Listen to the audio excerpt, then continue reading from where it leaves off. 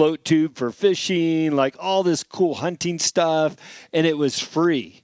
It's like, men, come to the Beast Fest, right? And I thought, you know what? What a great excuse to rally some friends. Now, I've only lived up in Montana 3 years. I started going through my phone, and very quickly, I had invited 18 guys to show up at my house for a shot of whiskey and then go to this Beast Fest. Like literally within a few days. I had 18 guys at my house. We all did this event. We had a great time. They did a wonderful job, by the way. It was put on by a church, come to find out. But, whole program. But, the next day, the response I got from these friends of mine, they were all so grateful. And they were like, wow, what a great group of guys. I had the best time. When are we doing it again?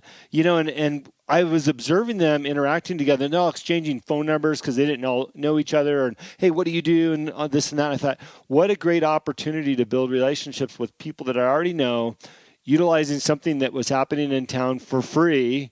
And it was just an excuse to get together. It didn't cost me anything.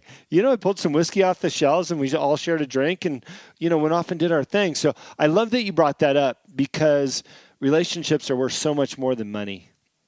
Well, and the thing is too, is like, there's that feeling of being invited is one of the greatest feelings in the world, and look, like you said, how easy was it for you to create the invitation? It probably took you 6 seconds to text each one of those guys for an average of 2 minutes. Yeah. And all you had to do was use a bottle of whiskey, which you could pick up at the store, for whatever, right? Yep.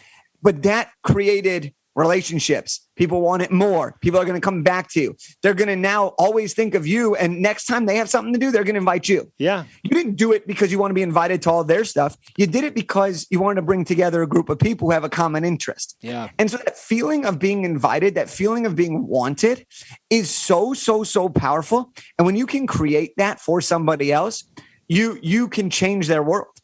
But, and what I love about this dialogue, just to explore relationships a little bit, because, people are thinking, they listen to a show like this and they're thinking business, but, how does this relate to business? How is this going to make me more successful? Well, it does, because you're happier in your personal life. You're building deep, strong relationships with friends, people that you can lean on, people that you've shared a laugh with. It's funny because one of the guys, his name was Randy. So I started this group text of all these 18 guys. And one of these guys, Randy, it was the wrong Randy. And he's actually in California.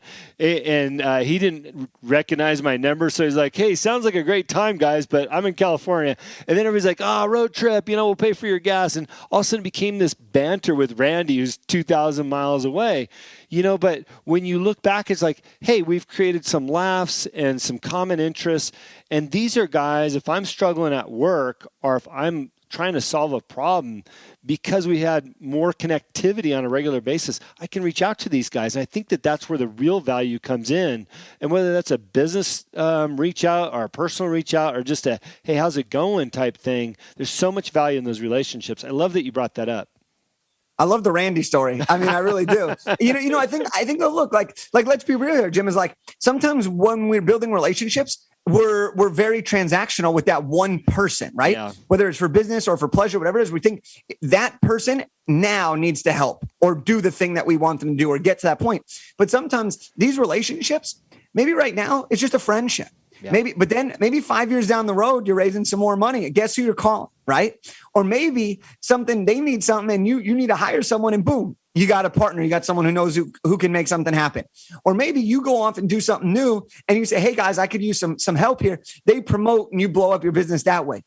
The person, sometimes we get so narrow-minded when it comes to building relationships that it's, I'm talking to this person for this reason, that's the only answer, but it's not.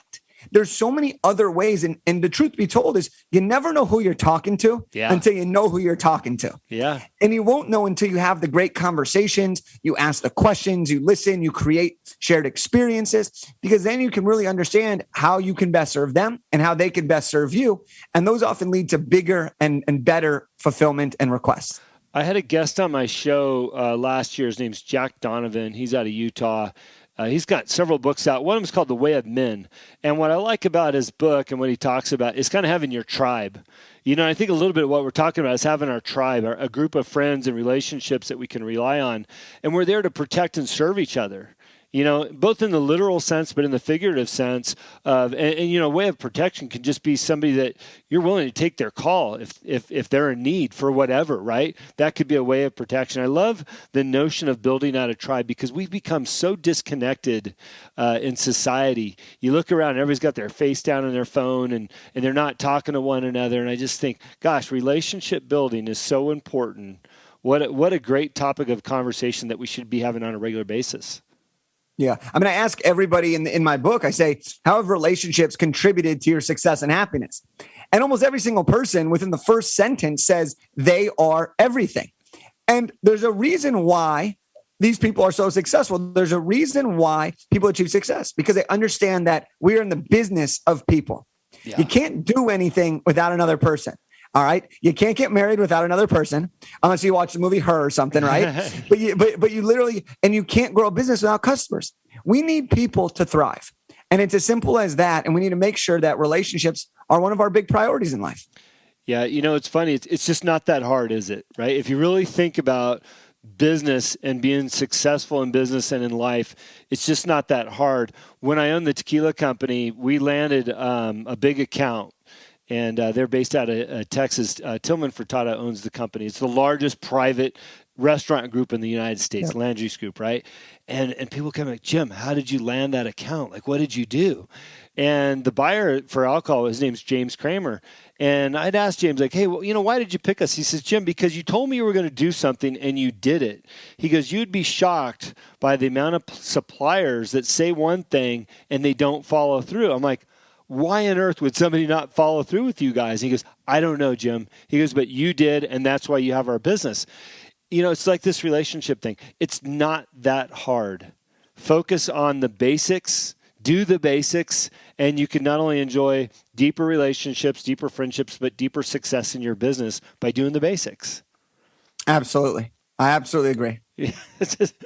Come on, people, get after it. Hey, so any other tidbits on the books or any other topics you want to cover before we wrap this thing up? This is on my driven segment, so people want quick 20 minutes in and out. They want to get their bite of food here and move on, but I'd love to hear any other things that you had. Yeah, man. I mean, I think that one of the biggest things that I picked up from this book was this idea of the science of achievement and the art of fulfillment. Mm-hmm. We live in a society where we think success is one way because of what other people have said or because of what we were told success really is. But the people that have really been able to win at the game of life are people that are able to pursue achievement while also finding fulfillment in the process. And so I would say that for anybody who's listening to this while you're grabbing your bite to eat or you're going a quick drive to work is just say, hey, look, what do I really want? And what can I do to make sure that I'm enjoying myself as much as possible in that pursuit? Yeah. Because we get one shot at this. As Eminem says, we got one shot, one opportunity to seize everything we ever wanted. We have to make sure that we're living.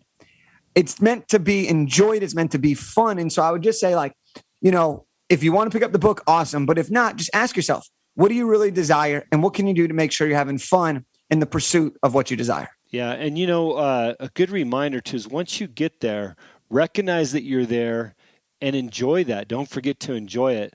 I'm a victim of that all the time. When we talked, I moved up to Montana to raise my kids on this ranch.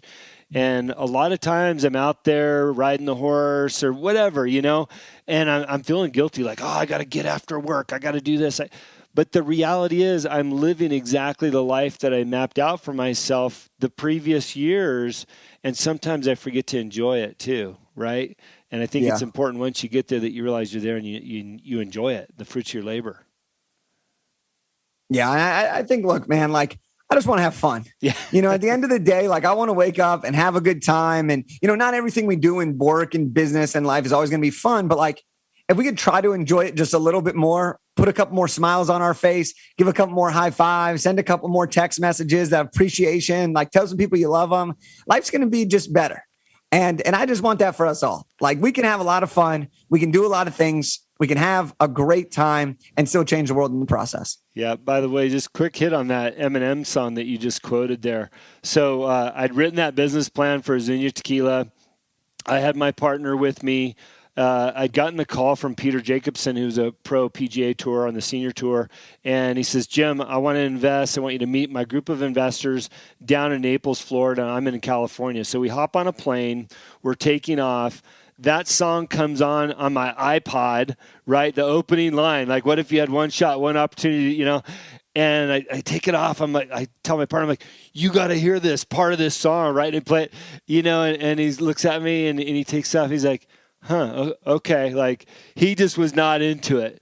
And I thought, no, the moment is now, man. We're on a plane flying to Florida to go capture several $1 million, you know. So that was in that's probably 2016. That song, that moment has stuck with me every minute because it really does summarize what if you had that one moment, that one opportunity to seize everything you ever wanted. Would you take it?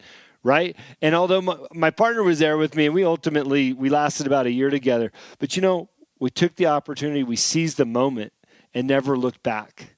Right. And I think there's a lot of moments like that for people out there. You got to seize the moment if it's there. Yeah, man, that's great. Yeah. Speaking of seize the moment, your book's coming out today, right? Yes, sir. Okay. Title again, where they can get it, what your website is, how they can get a hold of you, all that good stuff. Perfect. The title of the book is called The Elevated Entrepreneur. The best place to get it is at theelevatedentrepreneur.co. We've made it free for everyone to get a paperback copy at that website. All you got to do is just cover the shipping to get it to you wherever you're at, and we'll get it to your doorstep. Wow. And the best way to follow me or find me is on Instagram at Jake Kelfer. You can also get the book at the link in my bio, but, you know, let's spread the elevation. I love it. And it's free. Doesn't get any better than that. That's right. I mean, it's free. Yeah, sure. You got to cover the shipping, but like that's so much cheaper than getting it on Amazon or anywhere else. You just go to the site, put in your info, and we'll get it to you shipped out as soon as we can. You know, people, you just can't pass up on these types of opportunities. I know reading Jake's last book, The Elevate Your Network, the value is there. Take the time, go online, find this book, get it, read it, put it to work, go back to his previous work, the Elevate Your Network book. And God, thank you so much for sharing with us your energy level, what you're working on, some tidbits, and more importantly, this book that you're offering out there to people to get and enjoy and learn something from. Yeah, man. Thanks so much for having me on again. It's always great catching up and chatting with your tribe. Yeah, I appreciate that. All right, that's Live Life Driven. Thanks for tuning in.